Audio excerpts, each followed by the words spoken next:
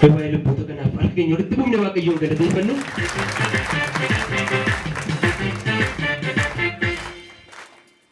Egaa maqaan keenyu Waaqayyoo lafa kanarratti hojjaa maalis godhee dhuga baatiin kee lubbuu baay'ee of jalaa qabaa. Mee wanta Waaqayyoo isiniif godhee dhugaa ba'e. Eshi maqaan koo Laggasee jedhama. Asuma duwwaa torbarraa kan dhufe. Nuni himaataan ijaaramnee ijaarsa daandii fi gamootiin eeyyama baafannee hojjechaa jirra. Na utuma ijaarsatti hin seeniini utuma eeyyamayyuu waajjira konistiraakshanii hin baafatiin dhufnee kadhachiifanne waldaa kanatti.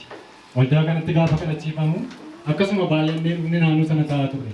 Isheen immoo dhukkubee nu wajjin dhufte isheenis. Nu wajjin gurmooftee nu marte isheenis. Isaan booddee raajiin isheedhaaf kadhatanii akkasuma maal hojjettaannaan himaataa kun gurmaa'ee hin jiraa jetteen bakka baajata isinii baheera dabartaniittu akka magaalaa Naqamtee tokkoffaa taataniittu nuun jedhan. Akkasuma isaan booddee waldaa 26 taaneetu daandii piroojeektii daandii tokko dorgomne. Waldaa 26 keessaatii waldaa 13 taanee tokkoffaa taanee dabarree waldaan 13 nu biraa dhufan. Waldaa 26 keessa 13 darbee 13 tokkoffaa baatanii. Waldaan 13 kun gaafa darbu nu waldaa 13 keessaa tokkodha carraatti deebi'uu jiran.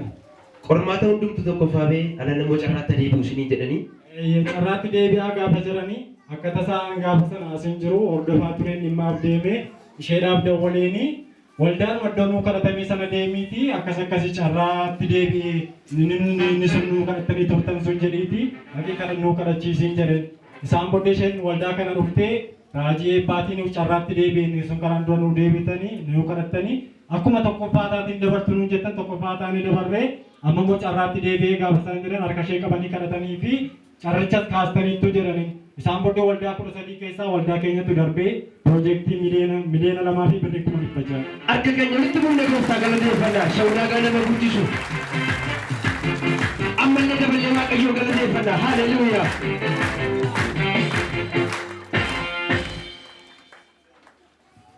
Egaa obboleessi waan baay'ee dubbateera.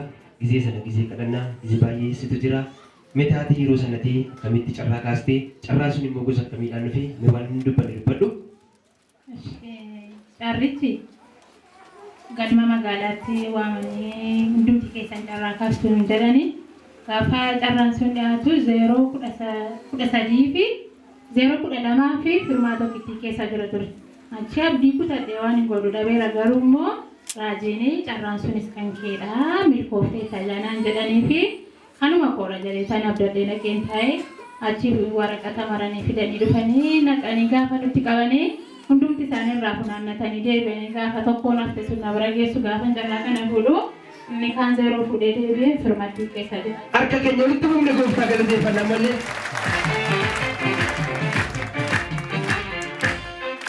Akkuma namni Waaqayyoo harka kee irratti sii kadhatanii carraa sana isa dhumarratti isa 13ffaa irratti hafee kaaftee garuu biyyi 0 kaasee kan kee garuu firmaata sirra sii bu'e. Hundumti isaanii na dura kakaasanii warra nama 12 fuudhanii dhumarratti tokkoffaa kilaazarii irratti hafte sana gaafan fuudhee ilaalu firmichaadha jechuudha. Harka keenya walitti buufne ammallee gooftaa kana galateeffannaa.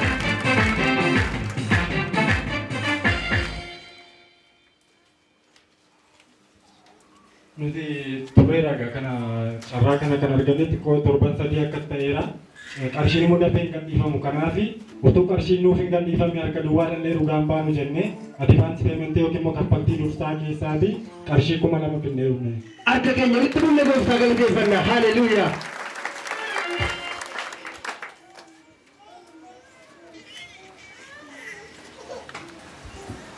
Egaa dargaggoota baay'ee jira. Kan hojii dhabee rakkatu, kan milkaa'ina dhabee rakkatu. Meegaa isiniin kan milkeesse dandeettii keessan miti Waaqayyootu isin gargaaree mee dargaggoota akka keessaniif namoota hojii dhabaniif dhaamsa maalii dhaamtu?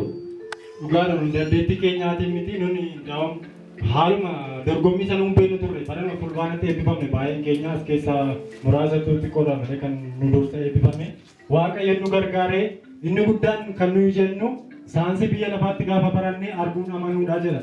Nun garuu sanatti namanne isa dhageenyi amanneetu nuuf ta'ee kanaaf arguun amanuudhaa isa jedhutti amanuudhi isaati isa dhageessanitti isa Kiristoosiin kan amanne utuun argiinidha. Kanaaf nus immoo utuun argiin isa Waaqayyo nu jedhe amanneetu piroojeektii sana dabarre.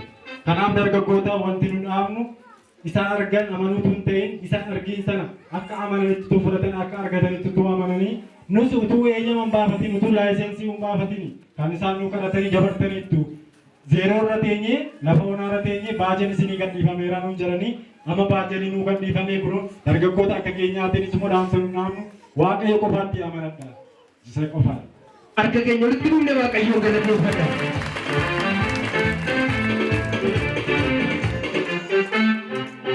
Gooftaan isin eebbisu. Noora dhugaatii kan biraa qabadhaa kottaa. Mee dhugaatii taa'uudhaan harka keenya walitti dhufne waaqayyoon galateeffadha.